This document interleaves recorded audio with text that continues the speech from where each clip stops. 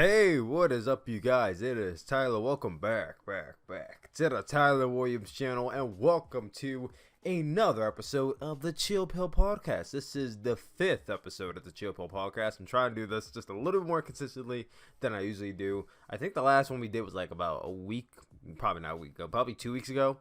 So, as you guys know, this is the podcast where I talk about the stuff I don't feel like talking about in just one video. Might have been a lot of stuff to cover, or just a compilation of things I just really want to talk about. So gonna hop on here for a little bit and talk to you guys about all that stuff, and we have a lot to cover.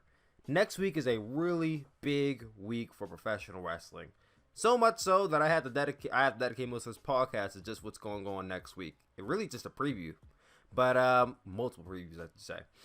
But nonetheless, guys, let's get straight into it. So the first topic we have to talk about is the latest we just had, and this one just pisses me off so much. As you guys can see, it's called the New Japan School Job. Yesterday, New Japan was touring in New York. They were having their show at the Hammerstein Ballroom in New York City.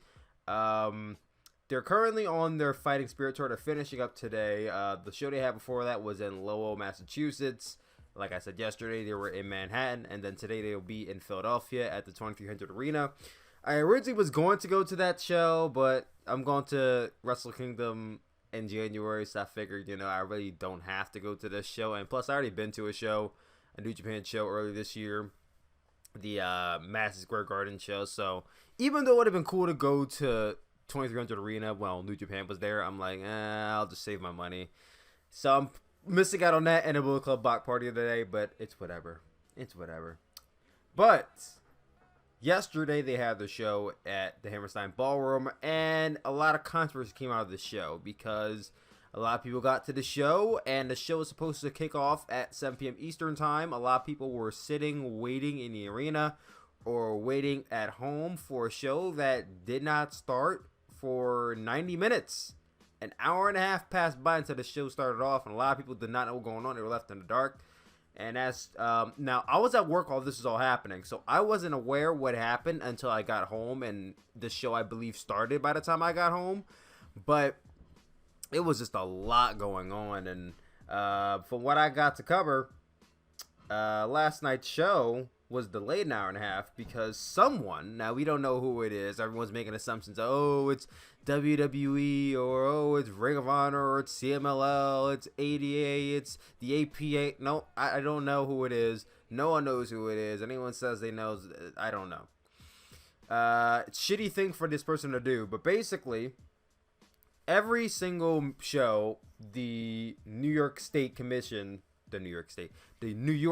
Athletic Commission has, they say that you need an EMT present at the show because wrestling shows are committed as a sport, not an entertainment sort. It is physical, on contact, so there must be an EMT or medical staff present at all times. And someone called in earlier that day and said that, hey, this show's canceled, no need for you to show up. So when time for showtime, the EMTs weren't there, and the New York State Athletic Commission said, well, this show can't start until they arrive, which is why it started so late, because they needed to call in a new EMT or whatever, and they had to wait, and then they ended up being busy, so they had to wait for a new one to come in, and that led to the crowd just having to sit on their hands and twiddle their thumbs, and it was just a train wreck. And I couldn't imagine being backstage for any of that. I could imagine it was chaos backstage, them trying to scramble someone to be there, and I couldn't imagine. And then, being there in the arena, I wasn't there. I know people who were there, but I wasn't there. But being in the arena for a show that you expect to start at a certain time, and it doesn't start for, let's say, 10, 20 minutes. Wrestling shows, if you've been to one, more often than not, they're on a delay, and we don't know why, but we're used to it at this point. If you've been to a wrestling show, you're used to it being on a delay, whatever. 30 minutes passed by, now you're starting to wonder what the hell's going on, because the show should have started by now. 45 minutes goes by, an hour goes by, and you're still sitting in your seat, and nothing's happening. And you're still left in the dark, and you're on Twitter, and you're looking through tweets, and you're seeing people talking about, the New Japan show is is apparently canceled, or whatever, or it's on a delay because this and that. And then the reports start coming out about the whole hospital thing and medical staff not being there, and that's just insane to me. And it gotten so bad to the point where the vice president of New Japan came out to the ring, and he came out there to apologize to the Hammerstein Ballroom, and it was just, I saw the video on Twitter, that was just really sad to watch. You had the guy come out there, and he knew a little bit of English, enough to say I'm sorry, and just bowing to the crowd. And you could tell in his voice and the way this guy looked super stressed out, and he looked like moments away from just having a breakdown right then and there. And I was just sitting there, and I felt it in my stomach. I just felt like I sympathized for the guy, and the crowd was chanting "That's okay," and I could not have been any happier to be a wrestling fan in that moment, that the crowd was able to sympathize with this guy, because they could have easily just started shitting on the show and chanting "We won." Because here's the thing, I'm sure if this was a WWE show, you would have got "We won" refund chants and bullshit chants and fuck this and fuck that. You would have got all that if it was a WWE show. But the fans came in clutch for New Japan and showed the commemoration for these guys and showed respect to this guy. Rocky Romero came out right after this guy and basically said thank you for your patience, threw out free shirts and whatnot. So yeah, I commend you, New York, for holding it down and not breaking into, being a raspy crowd. I expected, and I'm sure a lot of you expected too. The show did go on as planned after that time, and yeah, I heard it was a great show. I didn't see it. I saw the first 3 matches before I started recording. I saw Ren Narita versus TJP. That was pretty good. I saw Lance Archer versus Carl Fredericks, and I saw the tag team match between Juice Robinson, Mikey Nichols versus Clark Connors and Michael Richards. So I saw the Young Lions matches. I had to see that match. I had to see the Ren Narita match because that's probably going to be the last time I see Ren Narita before he goes on excursion. Now, Shota Umino wasn't on the show because Shota, I believe, is already in the UK on excursion. But for Ren Narita, this could have been his last show, so I want to see him off. I feel like a proud papa seeing Ren Narita off. It's like seeing your boy off to college. But anyway, so on to that topic.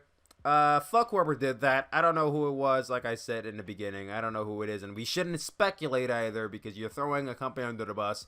And, a bunch of promoters came out. Brett Lauderdale, the owner of GCW, spoke out on it. Gabe Sapolsky spoke out on it. I think Ian Riccaboni, the Ring of Honor guy, spoke out on it. People were coming in support for New Japan, and it's a beautiful thing. A very beautiful thing.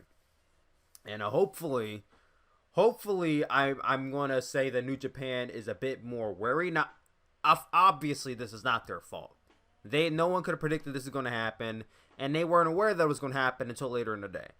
I'm not saying they gotta be more careful about this. No, I'm saying they probably should be more worried going into their next show today in Philly, because if the guy did it once, who knows he's going to do it again. So I'm just saying maybe they're going to be around the clock, near the phone, checking in with the Philly department, making sure all this stuff isn't going on again. But getting away from that, we then hop into our next topic. CM Punk, someone who I really didn't expect to talk about on this podcast. CM Punk, yes, the headline, CM Punk auditioned for a WWE show. So Fox is basically having a studio show based around the happenings and news regarding WWE. I believe it's called WWE Backstage or WWE Studio or something. I'm sure you all have heard about it. Renee Young and Booker T are basically going to be on call for this show. Some guys, X-Pac, Taz, Paige have auditioned for the show, but one name, and the most notable name that has auditioned for the show, is CM Punk, who came in for screen testing a few days ago at the Fox studio for this show. Now, I don't know if there's any video of the screen testing, which would be cool if someone leaked it, but we're just going off the Dave Meltzer here. So Dave Meltzer reported that basically CM Punk's agent reached out to some people at Fox to make this happen. So now there's a chance. Now, I'm not saying it's going to happen because he auditions and they have to get back and they have to approve and they have to, hand him out a contract and all that kind of stuff. But there is a possible feasible chance we could see CM Punk on FS1 covering WWE news, kayfabe news, but still WWE product as well. I didn't think I would ever see the day that CM Punk would be talking about WWE openly in a positive or at least semi-neutral light, because he's going to have to. But we are living in this reality, apparently. And here's my little intake on it. This either is going to end really positively for WWE, because they're going to get a lot of people will tune into that first show just for CM Punk. And that's going to get them a lot of views, and Fox is going to be very happy about that. But it could also be very negative. And I'm not very negative, but it could have a negative outcome in that you're going to have a lot of people tune into that show for CM Punk, and only for CM Punk, expecting that CM Punk's going to announce, oh, I'm returning to WWE. People are going to look into this as CM Punk's returning to WWE, and you're going to have all these rumors start up, and everyone is going to start making the, YouTubers are going to jump to that shit like fucking water in a pot. They're going to jump straight to it with all their headlines, and everyone's going to start the CM Punk chant at shows again. Like, that's, I feel like, is going to be the worst outcome, is that people are going to blow this out of proportion, and that CM Punk's coming back when he's actually not. But I still think it's crazy that CM Punk, the guy who went to court with a WWE medical staff, who was it, Chris Amon or somebody, went to court with WWE basically about his firing or him being released. One of the two. It was one of the two that happened like 5 years ago. And he won the battle, but it cost like, what, $1 million that he, in his friendship with Colt Cabana? Like, you would think that CM Punk would want nothing to do with WWE, at least the way he was talking about them 5 years ago. But he's since said that, oh, I've matured, and not that I've gotten over it, but basically WWE came calling for him. He wouldn't ignore the call now, as opposed to, like, a few years ago, he hated and detested everything about WWE and professional wrestling. But hey, this guy, he's starting to warm up to it. It seems like he's starting to warm to professional wrestling now. As we see, he was at Starrcast this year, and he was back in a professional wrestling ring. He wasn't wrestling anybody, but he did a promo in a professional wrestling ring, and it just seems like he's more open to doing deals with professional wrestling. Not wrestling in general, but doing deals like Starrcast and such. And it's very interesting to see CM Punk actually in this role after years of dispelling wrestling. Not just WWE, but just dispelling wrestling, like ever doing anything with it ever again. And people are laughing like, oh, you failed at UFC, now you're coming crawling back to, the whole Thanos quote, look where led you, back to me. But hey, this is great, because if CM Punk is willing to come back and do a WWE show, then he's probably going to be willing to come back and do a wrestling match sometime in the near future. I'm not saying he will, but, cooler heads will prevail, and one will lead to another. I'm not saying that CM Punk is going to come back to WWE in the next year or two, but hey, if he's willing to do this show and they approve it and they let him do it, then one could lead to the other. Something could happen in the near future. That's how I see it. But I'm very much looking forward to this if CM Punk is on that show, and I might tune into that first show. I don't know about future shows, because as y'all know, I don't watch Raw or SmackDown. I could never invest in those shows again, but I'll definitely tune into that show just to see CM Punk talking about WWE, because that just seems so surreal to me. But now we get to our next topic, WWE 2K20. I originally was not going to talk about this game because I have no reason to talk about this game. As you guys know, I'm a big wrestling game fanatic. I owned basically every single wrestling. I mean, not literally. I haven't owned any wrestling games on the GameCube. I've owned, believe it or not, I've played it, but I've never owned SmackDown. Here Comes the Pain. I've never owned that game. Never. I had Just Bring It. I had WWE SmackDown, SmackDown 2. I had Raw. I did not have Here Comes the Pain, though. Or was it No, I had Shut Your Mouth. I just didn't have Here Comes the Pain. But nonetheless, I had all the SVRs. I had all WWE 12, WWE 13, 2K14, 15, 16, 17, 18, 19, so on and so forth. WWE 2K20 is around the corner. Literally, that game is, I believe, 24 days away, less than a month away. And this has been the single worst promotion for any WWE game I've seen ever. And I'm not even like joking. This is the worst promotion for a WWE game I've ever seen. Usually, now, I will give them a little bit, like just a little bit of breathing room because Borderlands just came out. Borderlands is one of the biggest game 2K produces. They don't produce it every single year. The last Borderlands came out, I believe, in 2012. Maybe a little bit earlier than that. The last Borderlands came out 5 years ago. And this is a big game. So I will give them that. They also have to work on NBA 2K20. And I hear that's trash. They have to fix that. Okay, I understand. However, Borderlands just came out. NBA 2K20 should have been fixed by now. Your focus should be on WWE 2K20. There's no excuse why a month out, there's no roster reveal. There's no gameplay of any kind except for the Roman Reigns Tower. Mind you, a mode that no one gives a fuck about. Showcase mode, another mode that people don't give a fuck about. I mean, some people do because, oh, women's evolution, whatnot. I don't care about Showcase mode. I've played it once. Here's the thing. 2K14 is when they started doing Showcase mode. I've only played Showcase mode one time. And that was this year for 2K19 and Daniel Bryan Showcase mode.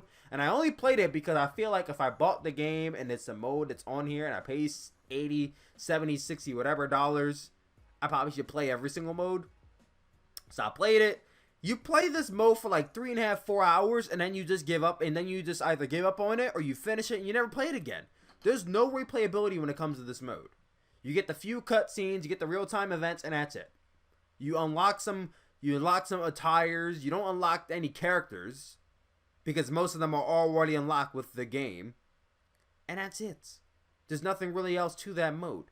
So you got that gameplay a little bit, like maybe 5, 10, maybe not even 10 seconds, maybe 5 seconds of gameplay trailer with Becky Lynch and Sasha Banks and Charlotte and Bayley, wrestlers who have already been in the game for the last 3 games, so that's nothing new. And that's it. That's it. You've gotten some gameplay trailers, the wrestler entrances, I should even say, of Kevin Owens, someone who's been in the game already. Buddy Murphy, yes, he's new. That's cool, I guess. Samoa Joe, who's already been in the game. And Chyna, who just came out a few days ago. Which is new. I mean, not even new because she's been in the game before. Which is great because we've been begging for Chyna to be in a WWE game for a while now, and she's finally in it, so that's great to hear. But in the last few months that they've had to release info on this game, the only info we've got on this game is that we have 2K Towers mode, we have Showcase mode, we have My Career mode, which can now feature female characters, which is cool, I guess. If you're into My Career mode, I played it this year. It was a different change of pace from the last few years, and I thought that was fun. Universe mode has like almost no updates to it whatsoever that really matter. I mean, if you're into Universe mode, yes, you would think it's fine. For me, I don't play Universe mode. I mean, I'm kind of over that thing. There's like nothing new added to it except for some new cutscenes. But other than that, they have mixed gender tag matches, which isn't a new mode. It was something they took out years ago and they just put it back in. They put in online lobbies, something they took out years ago for no reason, but they put that back in. So now you could chat with your friends when you're online in WWE2K20. That's cool, I guess. But other than that, there's nothing new added to the game. There's no new information that's come out.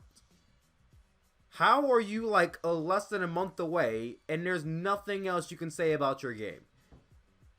They usually put out tweets every single day that are retweets of gameplay footage they already put out, and they just keep on doing the same thing over and over again. They haven't tweeted anything in 2 days.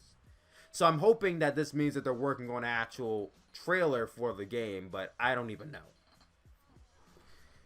We're basically 3 weeks away from the launch of this game, and there's no reason for me to pre-order this game.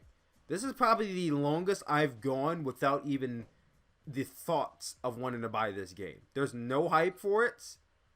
There's no reason to want to buy it because everything... The thing about WWE games nowadays, they all feel the same. They all feel relatively the same. The graphics improve maybe slightly. The lighting gets better. They add new characters, but for the most part, you're paying for the same game. You're paying for an update from the previous game. And like a wrestling mark, I buy them because I like to have the collection and I like to be up to date with the wrestlers and have new moves in it. But this year, I'm considering just not buying the game at all. Like, the promotion just shows me that they don't really give a shit. And that they have their attention elsewhere. And like I said, they get a little bit of leeway because of all the games they have coming out. But the fact of the matter is, you don't have like 10 people working on a game. You have an army of hundreds of people working on your game. There's no excuse. I'm sorry. There's no excuse. So yes, I have not pre-ordered this game, and until I see more information come out, and if they take too long, I'm not pre-ordering this game. I'm probably not even gonna fucking buy it if they take too long. I'll be honest. Cause your boy's doing things. Your boy's trying to go to Japan later. If I'm shelling out $60-$90 for a game that I know nothing about, that's not happening. So until there's more information comes out, and it better be soon, I'm not pre-ordering this game. This is the fact of the matter. You guys might, I'm not. I'm just kind of at that point with W2K20 at this point.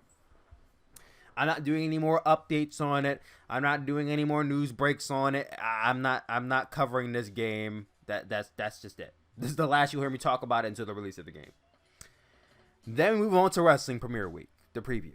I might have to put a timestamp in there for those of you who just want to fast forward to it, but now we get into Raw, NXT, AEW, and SmackDown. So I wrote down all the matches confirmed for these shows, and I'm going to preview for them. And we're going to start off with Monday Night Raw. They're having their quote-unquote season premiere. I believe it's their 30th season of Monday Night Raw. Basically, it's a revamp for Raw. They're having a new set. They're bringing back pyro, guys. We're going to have pyro. We're going to have fireworks going off. So that should be cool. I'm not being sarcastic when I say that either. Like, that's actually pretty cool. Because for, like, what, the last year? We have no pyro? Even so realistic as WWE games, WWE2K19, they have no pyro for any entrances. That's how serious it got.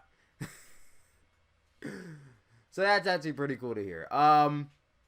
Commentaries even got switched up. On Raw commentary, we now have the team of Jerry the King Lawler, Vic Joseph, and Dio Madden. Dio Madden, a guy I've spoken about on this podcast and on previous live streams about. I'm really excited to see Dio Madden on commentary. He just brings a breath of fresh air to it. This guy he seems so level-headed, and he's pretty funny. So I'm actually pretty excited to see him on commentary. Now, I'm not all that excited because I'm not watching Raw. But I'll be watching Raw this week, so it should be interesting to see what he says and just how he gels with Jerry Lawler and Vic Joseph.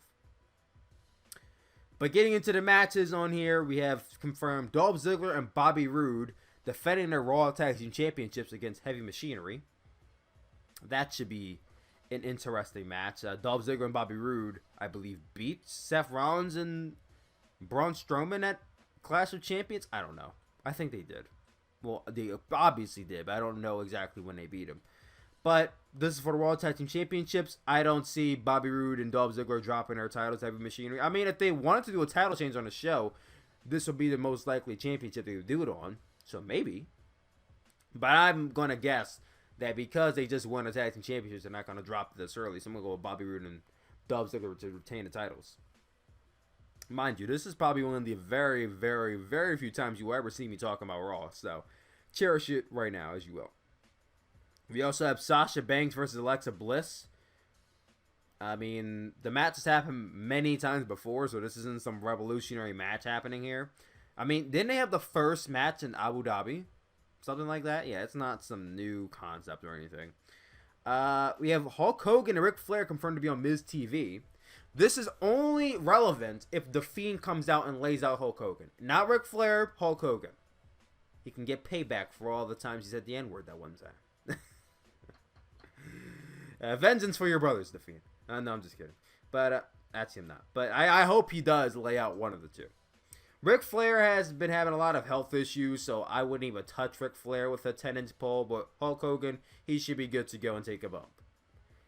Then we have Brock Lesnar appearing on Monday Night Raw. I mean, Brock Lesnar appears on Monday Night Raw like every other month, so it's not anything revolutionary to see Brock Lesnar and Paul Heyman cut the same promo every single week. He's going to come out and say, my client Brock Lesnar will destroy, eviscerate, dominate Kofi Kingston this Friday on Smack. It's going to be a promotion for SmackDown. You're not missing anything. Paul Heyman is going to say anything that's groundbreaking. It's whatever. And then the main event, Seth Rollins takes on Rey Mysterio for the Universal Championship.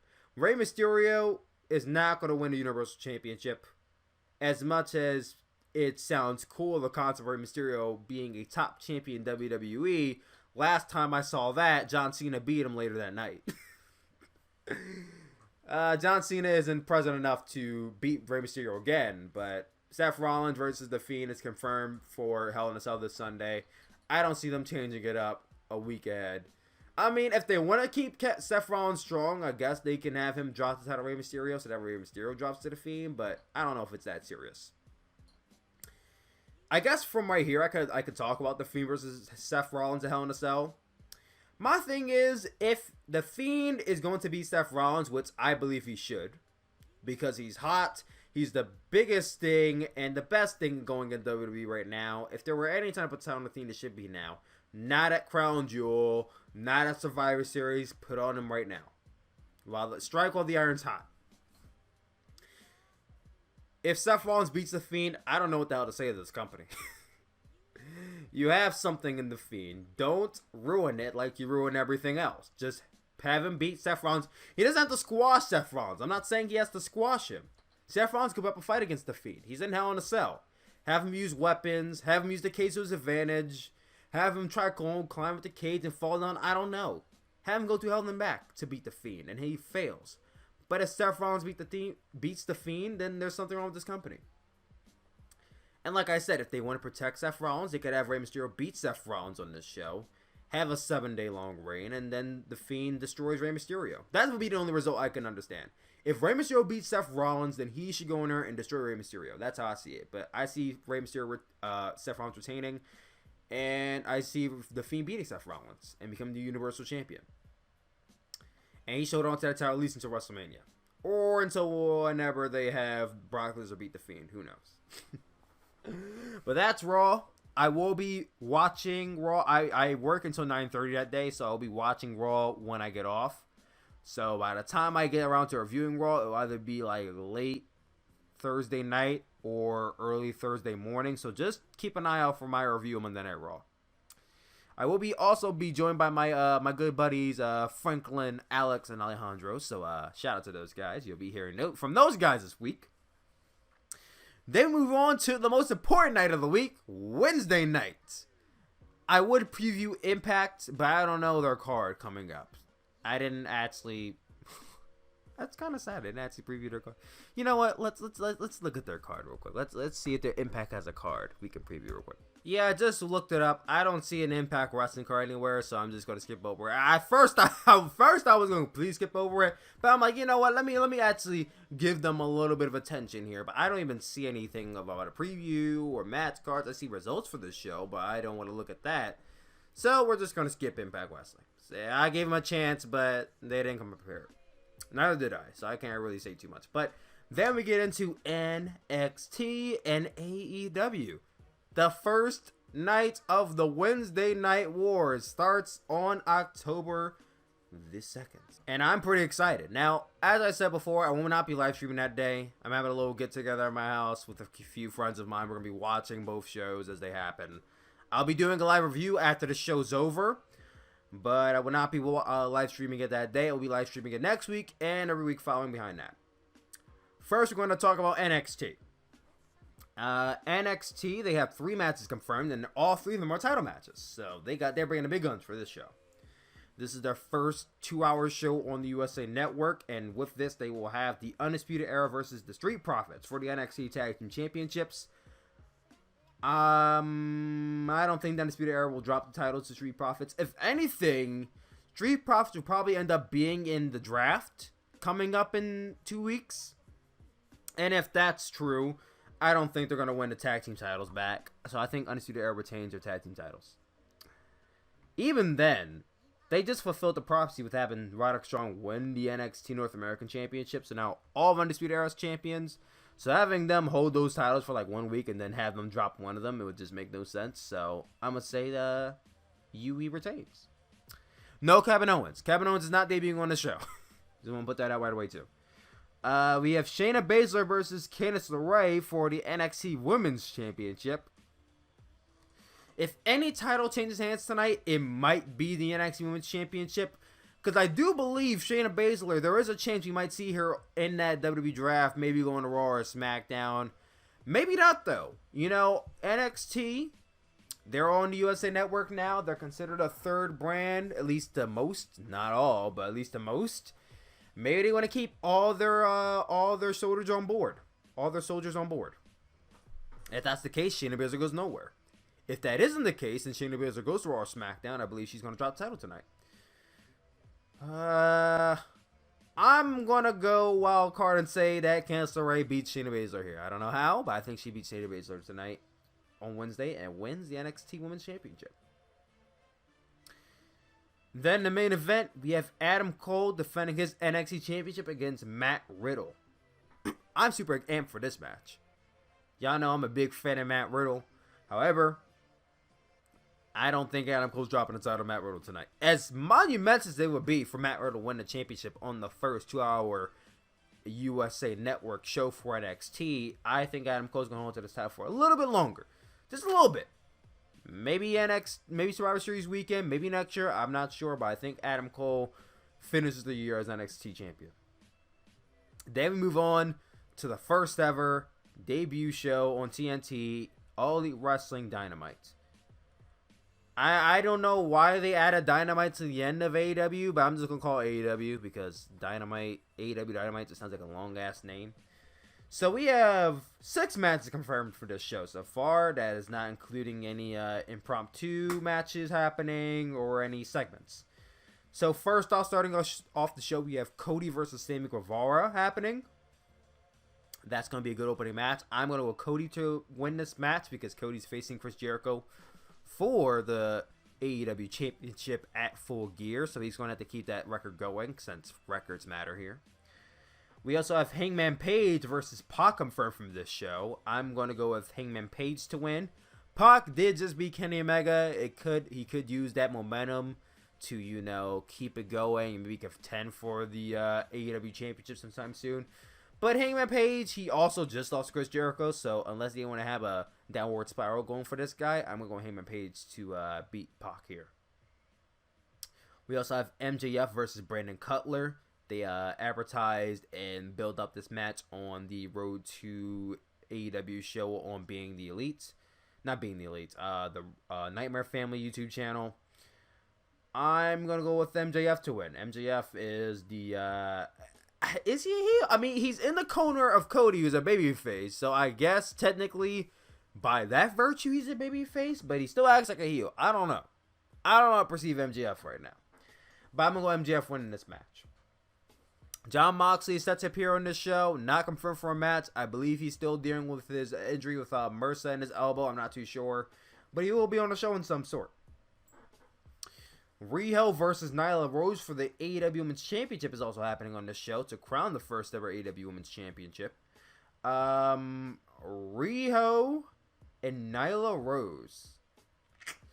It's a little bit of a toss-up. Riho has been one of the most prominently featured Joshi wrestlers they have in AEW, while Nyla Rose is one of the featured women's wrestlers, period, in the show. So it's a little harder to guess at this one. I'm kind of more inclined to say Nyla Rose wins the title since she's the bigger woman. She can power over Riho. She can throw around. But then there's also that comeback story Riho can have throughout this match. And she's the ultimate underdog, so on and so forth. It's really hard to say. I'll be honest with that. But I'm going to say that Nyla Rose becomes our first ever AEW Women's Championship. Well, AEW Women's Champion. She wins the championship, becomes a first ever AEW Women's Champion. And in the main event of the night, we have a 6-man tag team match as the Elites, Kenny Omega, and the Young Bucks take on Chris Jericho and 2 mystery partners. A lot of people speculating that it might be LAX because they just debuted All Out. Some people were saying that it could be this tag team or that tag team. I'm going to say LAX is Chris Jericho's tag team partners. I can't really think of any other tag team. Because I don't think they're going to use any of the tag teams that are in the tag team tournament. Young Bucks, Private Party, Lucha Bros, Jungle Boy, Luchasaurus, Best Friends. I don't think they're going to use any of those tag teams. I think it'll probably be a new tag team. So I'll say LAX. Who wins this match? Kenny Omega is going through a bit of a mental break since losing his match to Pac. I think that will cost him. So I say Chris Jericho and his mystery tag team partners win this match. And the big question I'm sure all of you have for me is, Tyler, which show will you be watching live? Which show am I tuning into this Wednesday? And the simple answer is I'm tuning into both. I'm going to be watching AEW on my big screen, so I guess if you want to go by that statistic, I'll be watching AEW live. But I'll obviously be watching NXT live, because pulled up on my laptop right beside me, I will have NXT on my laptop. So I'll be watching both, but by the virtue of which one gets the most screen time for me, it's going to be AEW, because that's the first show they have. It's the new show. I want to see how they do. Now, I do feel inclined to mention this. I don't want you guys to perceive it as I'm knocking AEW or I'm trying to tear them down, but I do feel like I have to mention it. AEW still has many tickets on sale for this show, as it seems on TickPick, Viagogo, Ticketmaster, even their own AEW tick site. There's still a lot of tickets left on sale. As I click on TickPick right now, there are almost all the sections are still available. And the cheapest ticket you can buy for this show is $5. No, you didn't hear that right. Not 15, not 50. $5 is the cheapest ticket you can buy for this AEW show. That is the price of a show that they want to sell out desperately. This is an AEW. This is the Scalpers.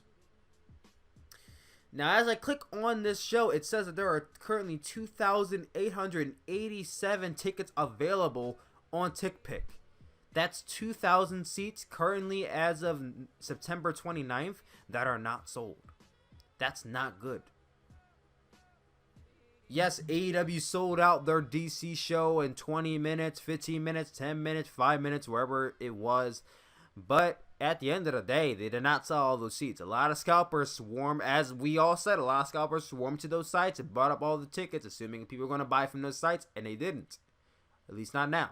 I'm not saying they won't sell out come the next few days, but I'm hoping that they do, because if they don't, they're going to have a lot of empty seats on that first show, and that's not going to be a good look for them. Not at all. So I'm hoping that all goes well and they sell out those seats. I won't be attending this show. I might attend their October 16th show in Philadelphia at the Liacouras Center, but like I said, it's a might. I've already been to an AEW show this year. I'm not dying if I don't go, so we'll see what happens. The cheapest ticket to that show is like $10. So if I wanted to go, I won't be breaking bank by going, but even still, we'll see. I hope they sell out, though. Then we hop into SmackDown Live, which is happening on October the 5th. October the 4th. I'm getting all my days wrong, but we're going to keep going. This is also the 20th anniversary of SmackDown Live, so expect a lot of legends to show up. As if we haven't had legends show up like every year, right? It all started with Raw 25th anniversary show. Was a pretty big show because they had a bunch of legends on it. They had Stone Cold, they had Sting, they had Hulk Hogan, Ric Flair. Everybody you can imagine was on the show. That was last year. This year they had another one. I don't know what it was for, but they had a Raw reunion show. Why? I don't know. I guess it was to get ratings up. But you had the same people, even more names on this show. And before that, SmackDown. They had a big show last year, I believe. All the legends you can imagine on that show, too. Batista was on that show. And that's what set up the WrestleMania feud between him and Triple H at WrestleMania 35. And now, we're getting the SmackDown 20th anniversary show with all the... are you guys getting legend fatigue yet? Are you guys getting tired of seeing these guys on TV every single... maybe you're not. But for me, and even as a fan who doesn't watch Raw or SmackDown, I'm just getting tired of seeing these names. Like, really? Y'all need to trust out these guys every fucking time you have a big show? I mean, I understand the nostalgia, but there's a point in time where you can't rely on the same names every single time you need a ratings boost. Raw's 10th anniversary show that happened 10 years ago, 2009. I don't remember, but I don't think it had all these legends on that show. And that was because SmackDown wasn't doing bad ratings like it does now. But now it seems like it's commonplace to expect all these guys to appear on the big shows. And it's just, how do we get to that point? Is the question I have. How do we get to that point? I don't even know. It's a mystery to me. But on this show, we have Roman Reigns versus Eric Rowan confirmed. We have Charlotte and Becky Lynch versus Sasha Banks and Bayley. A match that just happened on Raw last week, I believe. So nothing new there. We have Kevin Owens versus Shane McMahon. The feud that will never fucking end. I swear. I don't watch SmackDown, but from the YouTube clips I keep seeing pop up in my subscription box, this feud just will not die. Kevin Owens will not stay fired. Shane McMahon will not go away. It just continues and continues. Now, this is a ladder match. Now, will there be a contract hanging above the ring, or will it be a pinfall submission match? Because it seems like nowadays, a ladder match can be pinfall or submission, which is fucking dumb in my opinion, but who knows? A ladder match where if Kevin Owens wins, he will remain fired. Why is Kevin Owens fighting for his job back if he's fired? If Shane McMahon wins, he'll be fired from WWE. I guess Kevin Owens is reinstated at that point. I don't know. We also have Kofi Kingston versus Brock Lesnar in the main event for the WWE Championship. A lot of people are speculating Brock Lesnar beats Kofi Kingston for the WWE Championship. I agree with them. I do not see Kofi Kingston straight up beating Brock Lesnar to retain the title. Kofi Kingston had a lengthy reign. He's been champion since WrestleMania. I think this is the end. We've had a great reign for Kofi. I think after this, WWE will forget about Kofi. I don't think they're going to forget about Kofi, but they're going to forget he was WWE champion and not give him a rematch. So this is the last we'll see of Kofi's WWE champion. He had a great reign. But Brock Lesnar will be WWE champion once again, going into Saudi Arabia. He's going to hold on to that championship until WrestleMania. I'm hoping and praying this is not building up to Roman Reigns versus Brock Lesnar 3 at WrestleMania. I've seen it twice already. I don't need to see it for a third time. But yeah, guys, that was Chill Podcast episode 5. What did you guys think? Comment down below. Let me know. I love you guys all, and I will see you all later, guys. Peace out.